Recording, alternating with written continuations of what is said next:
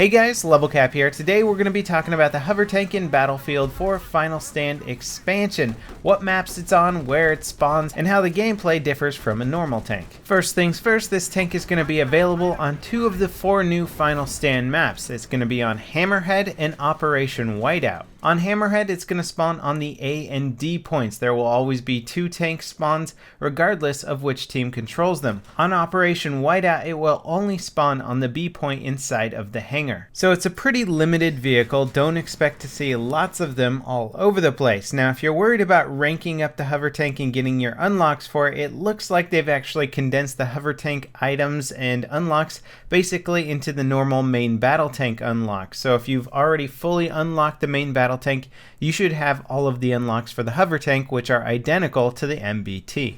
Now, the hover tank can traverse rough terrain. It can also hover over water, which is kind of cool. If you hover over the lake in Hammerhead, you can actually get out of the tank and your character will fall into the water, and then you can get back into the tank, which is just going to maintain a nice level floating position above the water. You don't have too many opportunities to take advantage of this feature. However, the tunnel in Hammerhead does chip away the ice so that there's water underneath, and once that's done, tanks and other vehicles can't get through there, but the hover tank can still go through just fine. Now, obviously, the main difference between this and a normal tank is that this tank hovers. It can go over different kinds of terrain a little bit easier than the normal tank. It can also side strafe, which is really great for dodging rockets that have been fired directly at your tank, and it's also great for getting those road kills. There's a lot of infantry that just don't expect you to side strafe to the left or right, and it allows you to get some easy road kills on some players that are taking their time placing the C4. However, this does not make the hover tank instantaneously better than a normal tank. It is much harder to aim the hover tank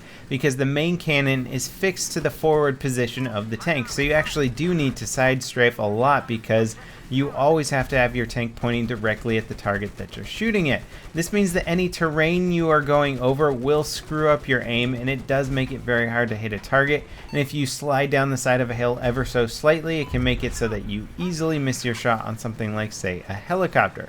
This is going to happen all the time, and it makes it very hard to aim and takes a lot of practice to get good with. And here I'm taking advantage of the hover tank's ability to get up on weird little mountain peaks and basically get some road kills where soldiers just were not expecting a tank to get up to. Transitioning to the gunner gameplay, the gunner position in the hover tank is going to be incredibly important. Before, the main battle tank could get along pretty well without a secondary gunner. I mean, it's always going to do better with a secondary gunner, but it didn't necessarily need one to be very effective.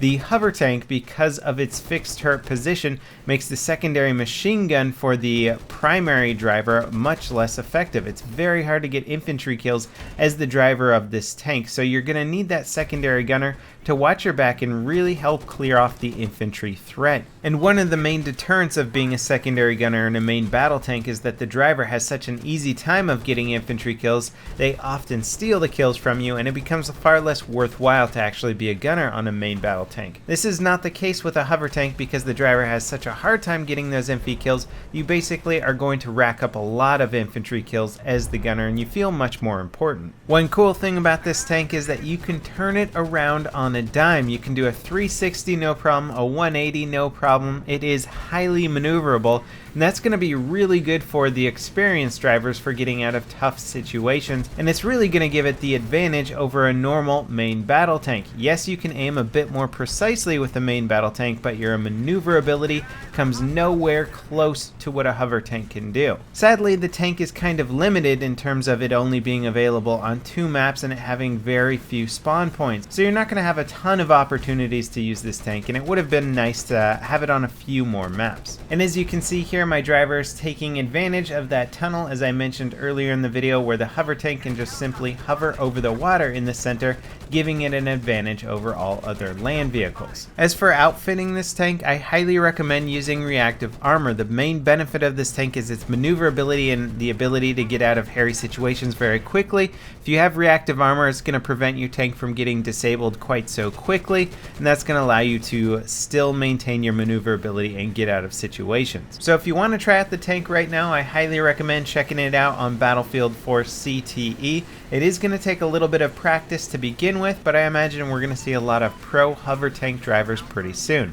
As always, guys, thanks for watching, and I'll see you next time. This is LevelCap, signing off.